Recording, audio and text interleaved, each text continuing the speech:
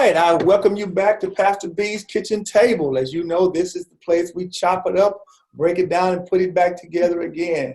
I'm glad that you grabbed all your family, your friends, and told them to come back to the table, because this is where we get it clear and we get it down deep and dirty.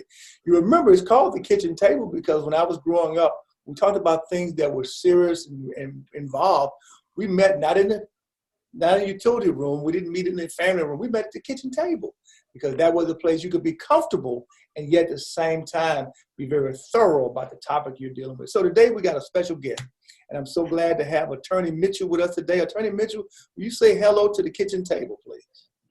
Hello, everybody at the kitchen table. I'm really happy to be here. My name is Sunny Mitchell, and I work as a prosecutor in the Child Abuse and Human Trafficking Division at the Fort Bend County District Attorney's Office. Amen. Thank you, Attorney Mitchell, for being with us. I want to talk to you today about something that's so prevalent and we're all familiar with, and that is the issue of social media. Yes, sir. We're all now in this culture, and our kids and my kids, all they know is social media. I remember a time we didn't have all this, but here we are. That's right.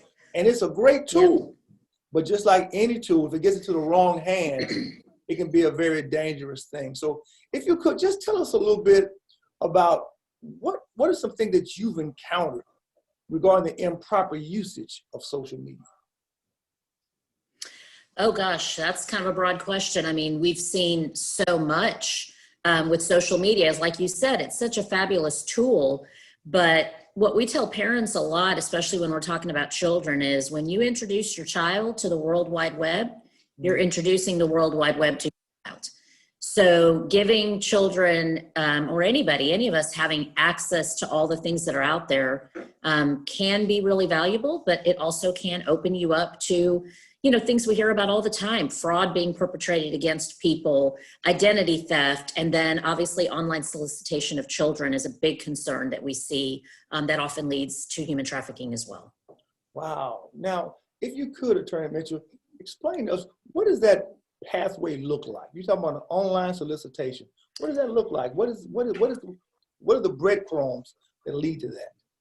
Sure. Well, I mean, let's talk about social media platforms in general, right? I mean, folks like, I don't know how old you are, Pastor B. I can tell you I'm in my 50s, right? And like you said, we didn't even have cell phones when I was growing up, right? We certainly didn't have the internet. And now we have all of these social media platforms. You know, I start with the most basic, Facebook. That's all I have.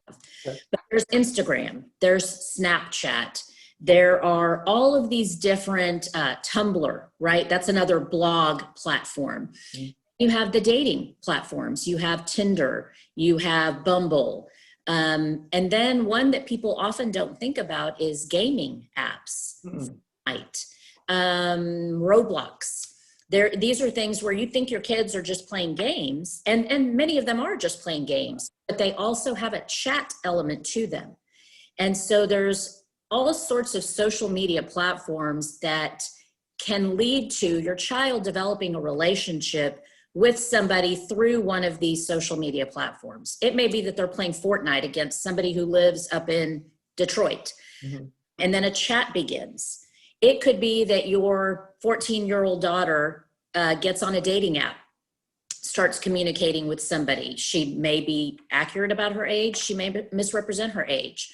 But in many of these situations, a child or anybody begins what they think is a potentially romantic relationship. They start communicating with somebody. They start revealing things about themselves. The other person perhaps asks some probing questions to learn more about them. They think they're entering a relationship, and pretty soon they end up being in a situation where either they're going to meet an individual who could pose a danger to them, or in a trafficking situation, they could end up being subject to force, fraud, or coercion, where that person has convinced them maybe to send photographs that they're now using to blackmail them. Or they've met and they've taken personal IDs from them, their driver's license, their social security number, things that make them now vulnerable and dependent on that trafficker. So what starts as a harmless relationship could turn into something really dangerous. Wow. Attorney Mitchell, could you explain, what do you mean when you say trafficking? Well, it's a great question. I mean, when we talk about human trafficking, we're really talking about an umbrella of offenses. It could be forced labor, or it could be forced sex.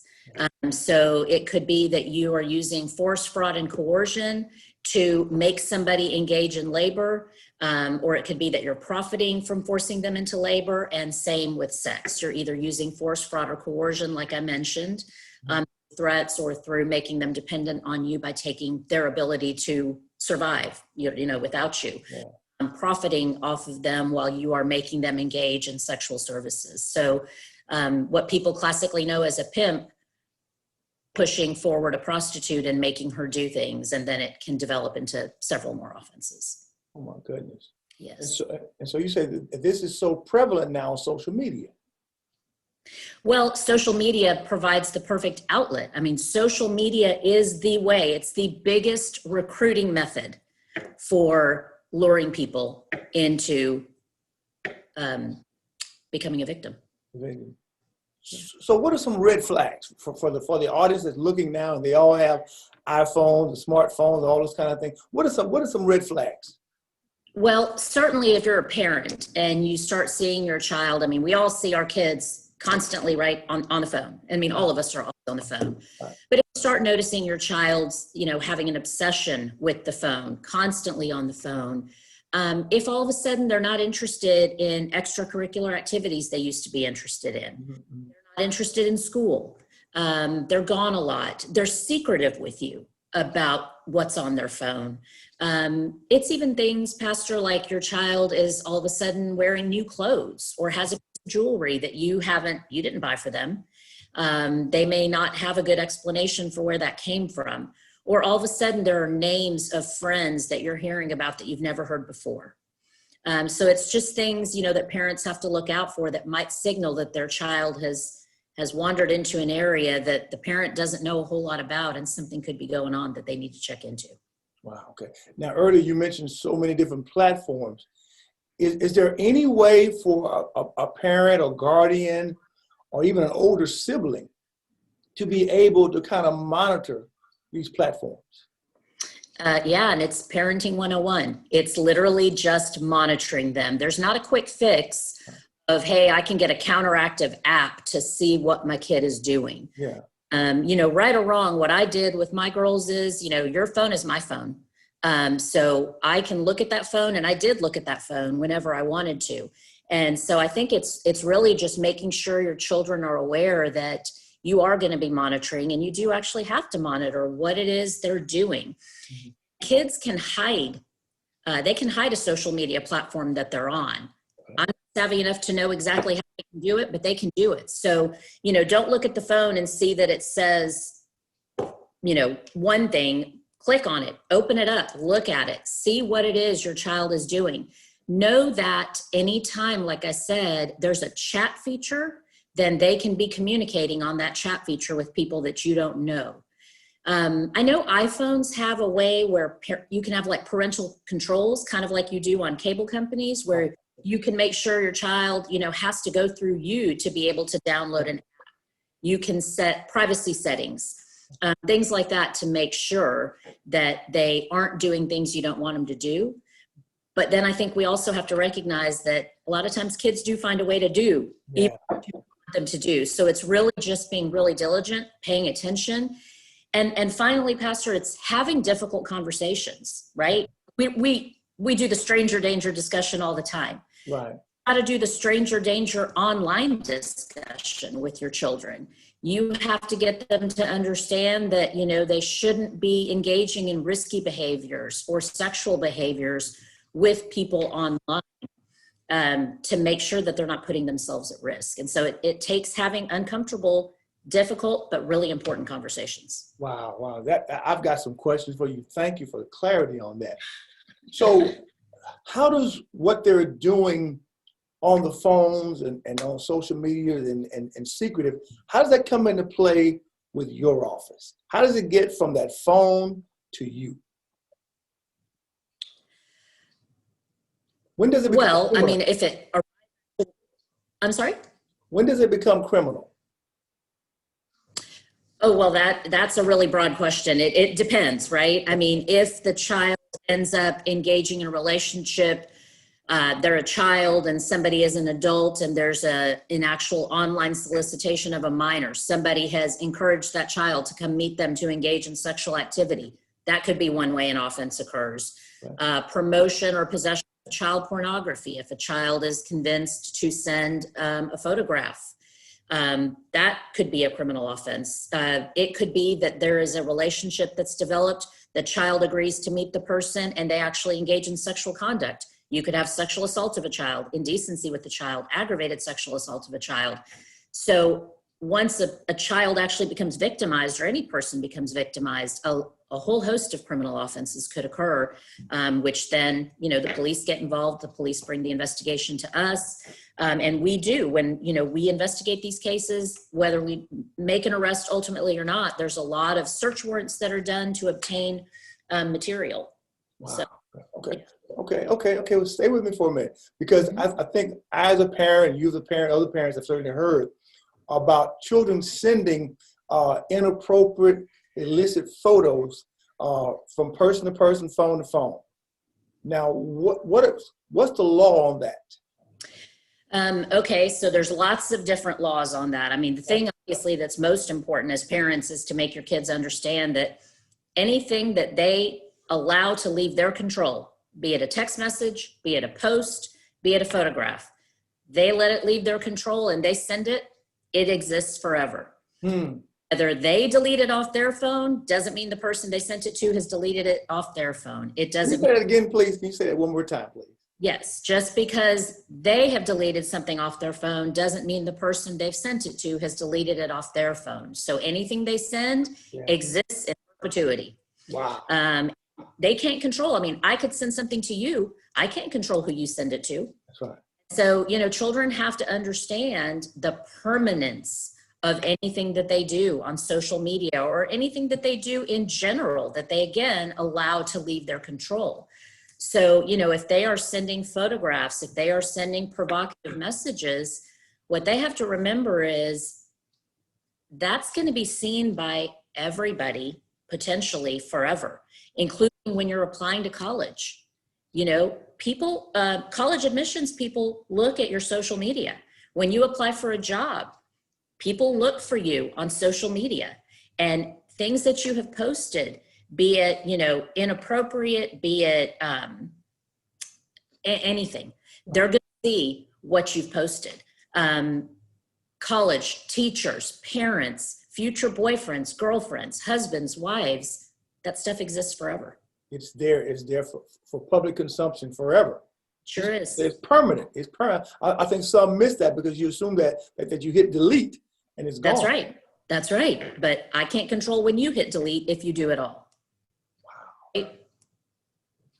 So what about, we've heard cases, and I've seen it through the news, of students in schools or even universities who are sharing photos that they've received. Mm-hmm. They may have received a photo from a girlfriend or whomever it may be, but now they're sharing that throughout their own social community. What's the law on that? Again, there's not one particular law. There could be a lot of different laws that are broken. There could be invasive photography. There could be lewd exhibition of genitals. There could be possession or promotion of child pornography. There's just a lot of different circumstances about photographs and video recordings that are sent of potentially inappropriate behavior. But keep in mind, there also always has to be a reasonable expectation of privacy, and you kind of lose some of those rights when you have shared that photograph with somebody. I can say, I didn't expect you to share it with somebody, but again, remember the permanence of it. But there absolutely can be laws broken depending on the subject of the photograph, who it is that sent that photograph, what their age may be. There absolutely could be laws broken when those photographs are forwarded. Wow. Okay. Yeah. That is pretty deep. My goodness. So you have a great track record, a history in dealing in this area of the law. What comments do you hear from those offenders? When you've talked to offenders, you caught them red-handed. What do you hear from them? Well, that's a great question, except that I don't get to talk to the offenders. Okay. You know, defendants have an absolute, as all of us do, a Fifth Amendment right not to talk. And I legally and ethically cannot go speak to a defendant without being present. There certainly are situations where offenders have given, you know, statements. Right.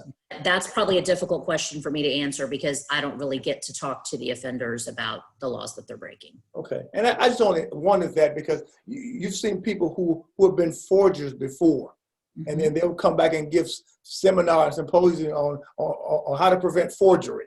Yeah. Yeah. And so I just kind of wondered that in this arena, have you had any individuals who come back and say, hey, I was one of those predators and I use social media as a great recruitment tool, and here's some things that I would advise you to be aware of?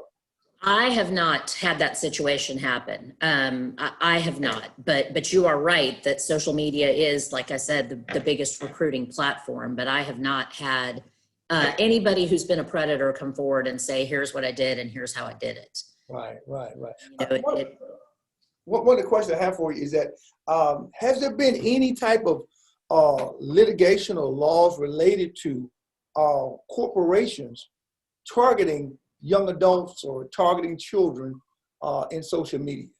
Has anything come across in which they're constructing, I guess it's called it target marketing, I guess would be that. But is there anything in that target marketing that would be considered to be criminal? I don't know the answer to that, Pastor B. I haven't dealt with that. I don't know, because I don't know if that would end up being some sort of cyber technology type crime, a cyber crime thing. I'm not qualified on that. I guess that way. I've done a lot of boots on the ground, child abuse prosecution. Yeah. You know, I've been a prosecutor for about 27 years.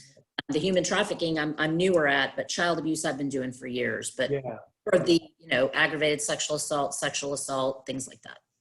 Oh my goodness. Oh, good. So have you encountered any uses of social media as it pertains to abuse? Oh, yeah, absolutely. I mean, when we think about, you know, cases of improper educator-child relationship, right? Teacher relationships. I remember commenting once of, wow, I don't remember this happening when I was a kid growing up. I don't remember this. Well, you know what? I think it probably did happen, but nowadays people are on social media about everything. And I think so many people end up getting caught because they post things on social media, or because the child they're engaged in a relationship with posts things on social media, right? So I think with child abuse, yeah, there definitely are social media elements that provide evidence to us. But sometimes those social media elements, just so you'll know too, also can provide exculpatory information for a defendant. You know, if an accusation is made against somebody, social media has sometimes provided evidence to show that perhaps they hadn't committed the crime. So it's a very valuable tool. Very valuable tool. That's why I say it has its pros and cons with it.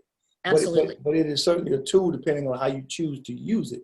But I'm just amazed at, in fact, how we have kind of, I guess, evolved into this point in which this social media platform has become an instrument of really enslavement, is what it really has become. Right. And I'm just amazed that people are actually utilizing that in such a form. So as far as the children, and when you say children, what age are you talking about?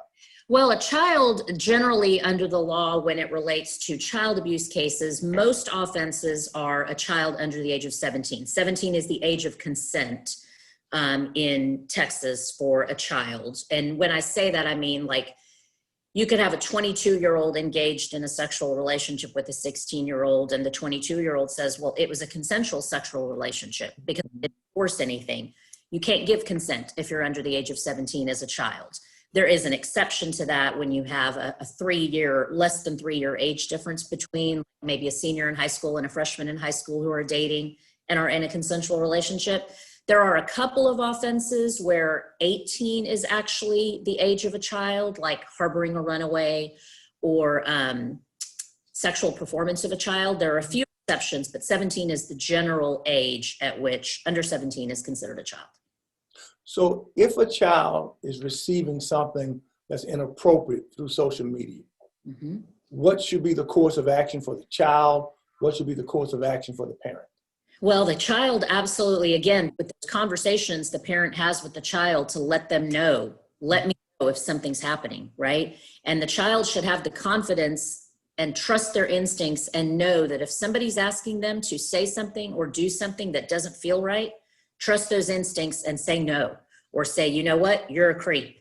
And then tell your parents, tell your teacher, tell whoever, an adult who is around you at that time, you know, and keep yourself safe, and do not share personal information. Do not give your address. Don't say where you go to school. You know, follow your instincts, and don't make yourself vulnerable to somebody in an online relationship or any relationship at all. Okay. And as far as the parent, what should the parent do? Again, the parent then should immediately notify the authorities, Okay. right? Something is going on with their child, and make a report to law enforcement, and let law enforcement take it from there. Mm-hmm. And then monitor, you hopefully have been, everything that's going on with your child as well. We do have, and I could text this to you, there is a website, Okay. and it's called missingkids.org. Mr. Kids? And I will send Okay. missing kids, all one word, Uh-huh. .org. Okay. Then / and then it's NetSmarts, NETSMARTZ Mm-hmm. /home. Mm-hmm. And that is a website on the National Center for Missing and Exploited Children's website. It's a subset that it kind of gives some videos and things that parents can watch with their children about the safety of the internet, and things that they can do to be careful and be safe. So that's a nice tool to sometimes send people's way. It's a way to kind of ease into those conversations with your child. Yeah. You know, I find it fascinating that in the midst of talking about the social media and the whole human trafficking, that you talked about being leery when someone is trying to query you for your personal information. We wouldn't have thought That's of that. right. You're saying about identity theft and all those type of things. All those, yeah. And, you know, so a predator is going to look at social media posts, and a child could post that they're at a baseball game. Uh-huh. Or the parent could post that their child's at a baseball game. And then there's an online discussion going on, and a predator could say, hey, I saw you at the baseball game. He wasn't actually at the baseball game, but he knows the child was at the baseball game. But they make the child think they know more about him than they should know to make them feel more comfortable and trust them. There's just so much that can happen with conversations on social media. Yeah. Wow. Yeah. So it sounds to me like you're saying parents need to, one, parent. Yes. And the second thing, they need to become informed to understand what this instrument is you just put inside of your child's hand. Because you said in the very beginning, you said that when you open your child up to the World Wide Web, you really open your child up to the worldwide. That's right. The world has your access to your child. When you give your child access to the world has access to your child. And I would imagine parents don't even think of it. They think it's just some tool of communication in case, I'm late picking you up from school, you call me. That's right. That's right. But it's more than that. Absolutely. And I'm not judging. I did all of those same things, right? I was a working mom. My children needed, their parents both worked. We needed them to have a phone. We had somebody that picked them up, and then it graduates from they have a little flip phone that they can text with to now they have a smartphone that gives them access to the internet. And you can try to stop them as much as you want to from getting on some of these social media platforms, but you're not always going to be able to do it. And so that's where you really, really just have to remember basic parenting and remember that you got to stay on top of it. I think about when I grew up, I couldn't just say, I'm going over to Janie's house without my mom knowing who Janie was, who Janie's parents were, where Janie lived, and how I was getting there and how I was getting home and all of that. And so online relationships, you got to know who your child is talking to. And I know that's easy for me to say, and I know it's harder to do, but just in this day and age requires being really, really vigilant. Wow. Yeah, I think that's an excellent summation, is that you just have to know your child. And we all know the bents of our children. Yeah. We got to know which child is going to tell you the absolute truth, which child is going to bend the truth. Right. We certainly know who they are, but it's about us being diligent. That's right. Because we can't forget to be parents. Don't forget to be parents, because there are predators who are out there lurking around. Wow, Yeah. that is tremendous. Um, have you had any conversations with the church? Have you talked to churches or anyone like that? You know, I am positive, or I am confident that DA Middleton and the people that work in his office have, probably before I arrived. I started there in May.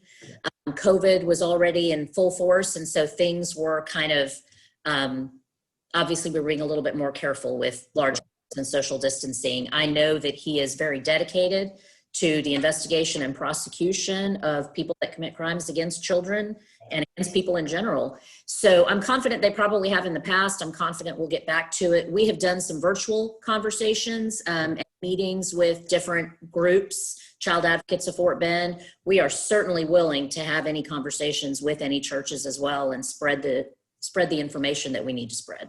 Amen. Thank you oh so much.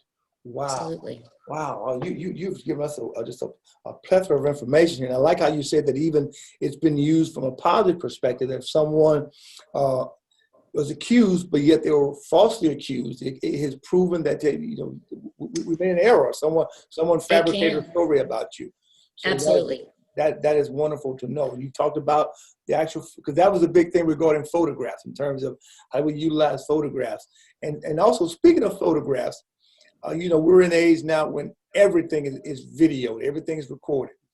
Can you speak at all about when is it okay to record or video the police? Or is it not? Well, sure. And like I would say with regard, I know I kept saying it depends when you would ask about other things, crime. I think what people have to understand is, things are never black and white, right? Circumstances and facts can change that would change the answer. But as a general rule, it is lawful to film what is happening to the extent it doesn't interfere with the police officer's duties as trying to execute his duties or impede the investigation. You can film what you want to film if you're not interfering with the officer's ability to do his job. Keep in mind, though, that film that you took, that video that you made, is evidence. Yeah. And to obtain that evidence, when we know of its existence or the police know of its existence, that may necessitate a seizure of your phone to obtain that evidence. So just know that, when you're doing it. But absolutely, I can't stop you from filming in that situation, but just know that you have to do it without interfering with the officer's ability to do his job. That's pretty clear. That's very, and like you said, it's also evidence. I think we haven't thought about that. It is evidence. Yes. So that is very good to know. Yeah. My goodness. You've just given so much, Attorney Mitchell, for us to chew on here, because this is a real issue that we're facing. And our children, many times, as you said, they may have heard it before, but I think the depth of it and the sinister aspect of it, because everyone assumes the same thing. That won't happen to my child. Right. Everyone assumes that. And in reality, you don't really know what's going on right now sometimes. Well, you're absolutely right about that. And one of the things when we've gone around and talked about human trafficking, we tell people, most everybody has seen that movie Taken. Yeah. Right? Yeah. That's what people have in their head about what human trafficking is, right? My daughter, if she goes overseas and some creepy guy finds her, she might get sold into sex slavery. Right. And that does happen. Not saying that doesn't happen, but as I mentioned, the most frequent way it happens is from the beginning of an online relationship that then progresses to something like that. And it is important for everybody to know that it's happening everywhere, including in Fort Bend County, in our community, and that it could happen to anyone, including a child a person So without you spilling all the beans, how do you catch a predator? I'm not going to spill the beans on that. Okay. Yeah. If it's this kind of cloak and dagger, how do you catch them? What do you look for? Of course, we don't want you to tell everything, because someone may be watching right now, I rely on police officers to do their job and do an investigation and bring the evidence to me. Okay. That's a great, safe answer. I appreciate that. Right. Because I have children, people watching, they have children, they want to know, how are you going to catch these guys? Now, of course. And what I want to tell you is I've told you how to keep your child, hopefully, from becoming a victim. Yeah.